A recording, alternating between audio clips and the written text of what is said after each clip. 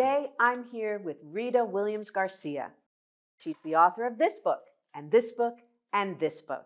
Rita, I'm so glad you're here with me in Washington, D.C. Thanks for coming. Thanks for inviting me. I'm glad to be here with you. I know. We are old friends from Queens, two writers from Queens, so this is fun to be here together. Yes, just a couple of Queens girls.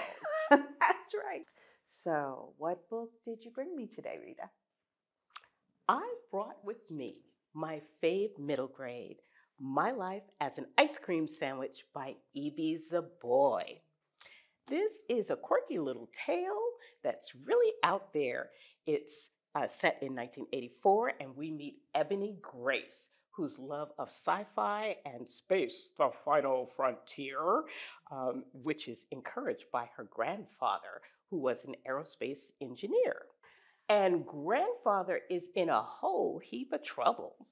So her mother sends her to No Joke City so she could spend time with her father and uncle. And nothing goes right.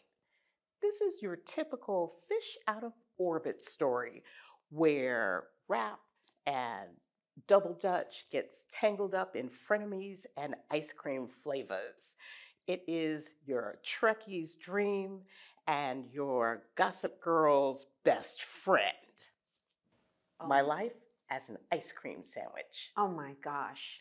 I want to read this book. I love it.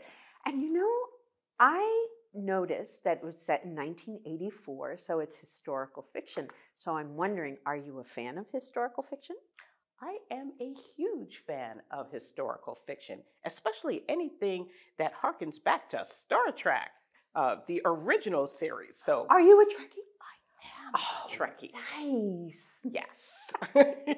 I used to watch that show, and also Lost in Space. Lost in Space, all of it. Yes. Yeah. Danger, Will Robinson.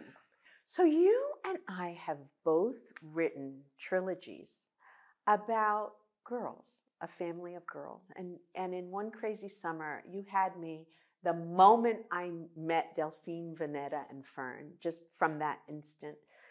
Tell me a little bit about writing the journey of those three girls. And then I have to know, when you finished the trilogy, was it easy to let them go, or was it hard to let them go? Well, it was a joy to write this book because I got to kind of revisit my own childhood. My childhood was different, but I knew about the things that were going on in the 60s because I kept a diary. And so I got to kind of peer through and remember just how silly I was, but yet on the other hand, I was a very serious child, in touch with all the news like Delphine was. So it made it fun to kind of create this character who loved books and loved words, but was very responsible. Okay, I'm not very responsible, but she was. That's the magic of writing fiction. You can just make those characters up. And so I just enjoyed creating her relationship with her sisters. So when you got to the last book and you finished it, how was that for you? Were you able to let them go? Did you feel like it was a complete story? Like, how did it feel?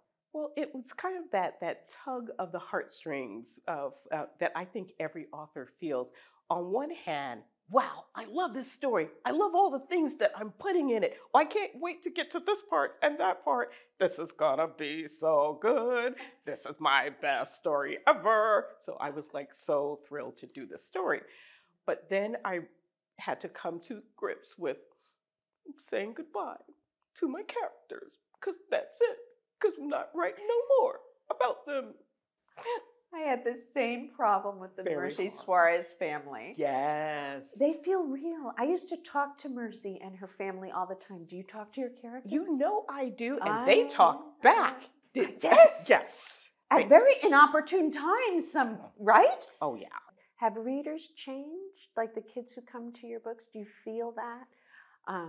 Or is there some sort of constant that you see in kids? Well, one of the things that I love is that I think readers are more critical now, even young readers. They love the fact that you've written a book. They're readers. They love reading. But boy, they will hold your feet to the fire if they find something that they have a question about or a difference of opinion. And that's when you know you're really writing, is when you really awaken the minds of young people. I mean, Oh. everybody wants applause, and yes, that's a great book. But when someone says, I don't think that character would have done that, or why did you end it that way, or whatever the thought was, you know that you inspired them to get in touch with how they think and how they feel. And even though you feel like, oh, my book sucks, you know that you've done something for someone. It's together, isn't it? What they bring and what we bring. Oh, sure. Together is the book. Yes. Right? It's not, the book isn't just what we've written on the page. Exactly. And that's why we have to trust our young people a lot more. We don't have to hide books from them, keep books away from them.